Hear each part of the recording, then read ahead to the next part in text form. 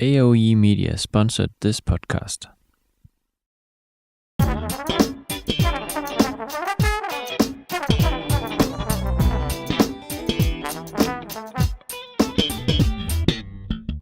Well, it's a small video clip you put on the internet. Actually, it's delivered by an RSS feed and it comes into iTunes, so you can subscribe to a podcast. It will arrive on your computer every week. So I just use a normal camera, disk drive camera, so there's no movable parts inside, and it's HD actually. So I put out HD podcasts too. I have some microphones to get great quality sound and so on.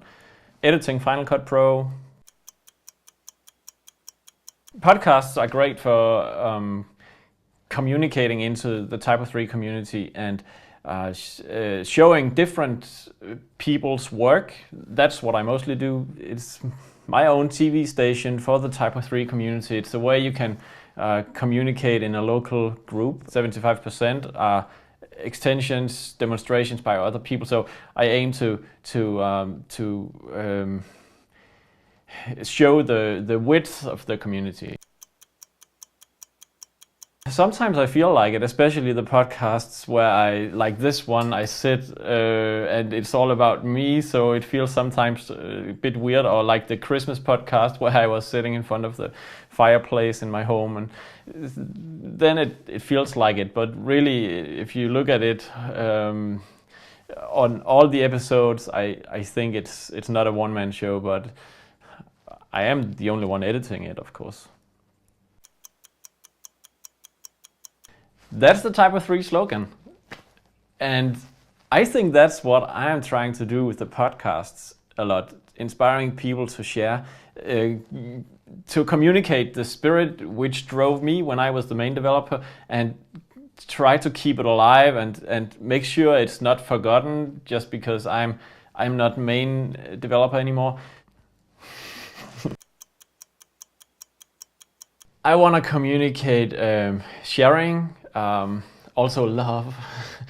I mean, in the sense that we take good care of each other, that we are friendly to each other, even though there's so much competence in the community, of course, because there's commercial activities involved. I want to communicate also the value that you think about what you do with your life. For me, it's God. For other people, it might be something different, but it's just important you take a stand on what you find is important in your life, and you live a life according to that. And that's what I want to inspire people to do. My future plans for podcasting is to continue podcasting, because for me it's a way to be active in the community still.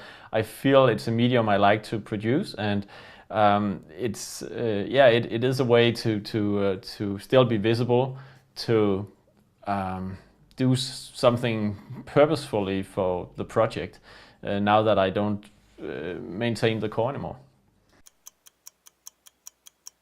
I liked the one from Paris with Amélie. I thought the Christmas episodes I made 2 years ago were quite special and funny to make, because they were, it's like kitsch in many ways.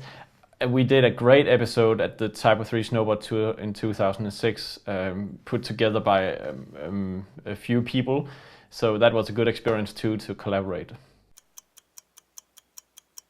After the first snowboard tour, where I, for the first time, got the emotional reaction to meeting people whom I had only had email contact with. And we were on a bus ride to Austria and had been 25 people on the first tour. And on the way back, when I said goodbye to the last people in Hanover at a freeway stop, I just remembered I cried a little bit, because it was so touching how